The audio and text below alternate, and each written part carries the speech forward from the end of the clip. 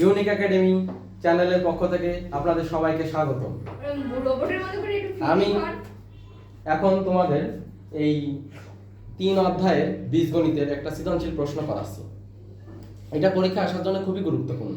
এই সৃজনশীল অংশটিকে খ নাম্বার প্রশ্ন এখন আমি তোমাদের করাচ্ছি, তো সবাই একটু খেয়াল করো। দেওয়া আছে ফাংশন x সমান 5x - 7 বাই 2x - 3 দেওয়া আছে দিয়ে আমি এই জিনিসটুকু লিখলাম। আরও এবার প্রদত্ত রাশিতে দেখতেছি কি প্রশ্নে function x + 2 by function x - 1 সমান 2 লেখা রয়েছে। যে জায়গা বলিছে x এর মান নির্ণয় করো। যেহেতু প্রশ্নের ভিতরে x রয়েছে তার জন্য আমি এখন দিয়ে বা প্রদত্ত রাশি দিয়ে আমি এই অংশটুকু লিখলাম। যেহেতু এই অংশটুকু প্রশ্নে রয়েছে, এইটাই প্রশ্ন, আর এইটা মান উদ্দীপকে দেওয়া আছে তাই উদ্দীপকে দেওয়া আছে দিয়ে লিখেছি, আর এইটারও মূল প্রশ্ন তাই মূল প্রশ্নটুকু আমি লিখি। ভালো কথা। লেখার পরে দেখতে পাচ্ছি ফাংশন x, তাহলে ফাংশন x এর মান যেহেতু 5x - 7 বাই 2x - 3, আমি ফাংশন x এর জায়গায় 5x - 7 বাই 2x - 3 লিখলাম, এই +2 দিলাম।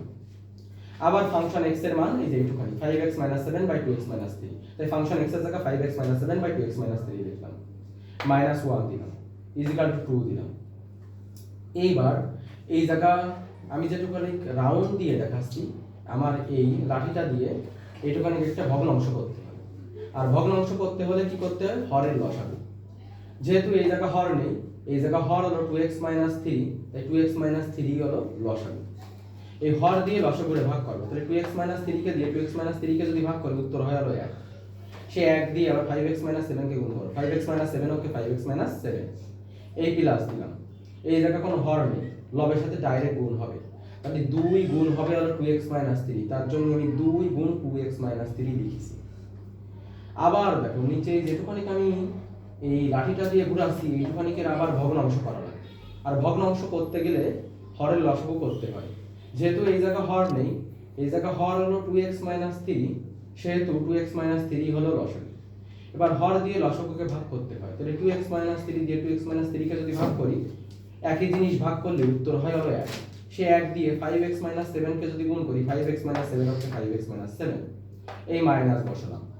এই জায়গা কোনো হর নাই, তাহলে লবের সাথে ডাইরেক্ট গুণ হবে, 2x - 3 ওকে 2x - 3। এখন বলতে পারো যে কেন ব্র্যাকেট দিলাম? যেহেতু আগে মাইনাস হয়েছে এই কারণে আমি ব্র্যাকেটের ভিতরে আবদ্ধ করলাম, একে = 2 লিখলাম। আবার এই দেখো 5x - 7 লিখলাম, এই প্লাস দিলাম। এবার এই 2 দিয়ে 2 কে গুণ করি, তাহলে 2 দুগুণই হচ্ছে হলো 4, এই x বসালাম। এবার 2 দিয়ে 3 কে গুণ করি, তাহলে 3 দুগুণই হচ্ছে হলো 6, নিচে 2x - 3 লিখলাম 2x - 3।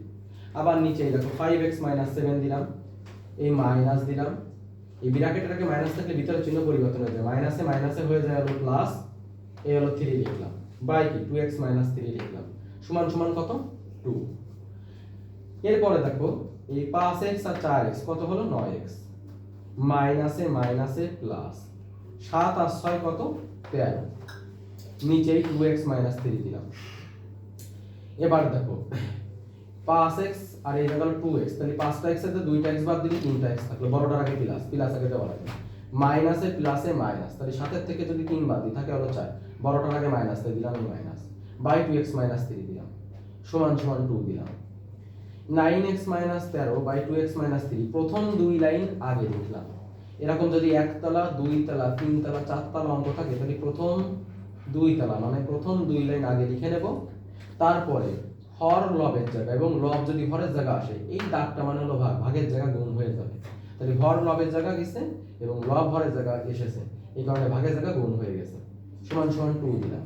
এবার 2x - 3 2x - 3 কাটাকাটি হয়ে গেল, উপরে থাকলো 9x - 13 বাই 3x - 4 সমান 2 বসালাম। এরপরে আমি 9x - 13 লিখলাম এবং এই নিচে যেটা লব ছিল মানে ভাগ অবস্থায় ছিল সেটা এই সব 2 এর সাথে যে গুণ অবস্থায় চলে গেছে, নিচে 3x - 4 ভাগ অবস্থায় ছিল, এটা এই পাশে গুণ অবস্থায় চলে গেছে, 2 গুণ 3x - 4 হলো। 9x - 13 লিখলাম, 3 দুগুণই কত? 6x, এই মাইনাস বসালাম, 4 দুগুণই কত? 8। এবার 9x লিখলাম, এই প্লাস 6x, এই পাশে আসলে -6x হলো, -8 দিলাম, আর -13 ওই পাশে গেলে কি হলো? +13। এবার 9x এর থেকে 6x বাদ দিলে 3x থাকলো, 13 থেকে যদি 8 বাদ দিয়ে থাকলো হলো 5, বড়টার আগে প্লাস, প্লাস আগে দিয়া লাগে না, x লিখলাম, 5 লিখলাম, 3x এর সাথে গুণ অবস্থায় ছিল, এই মাথায় যে ভাগ হয়ে গেল। আশা করি সকলেই তোমরা বুঝতে পেরেছো। ধন্যবাদ। আজকে এই পর্যন্ত, পরবর্তী দিন গ নাম্বার করাবো।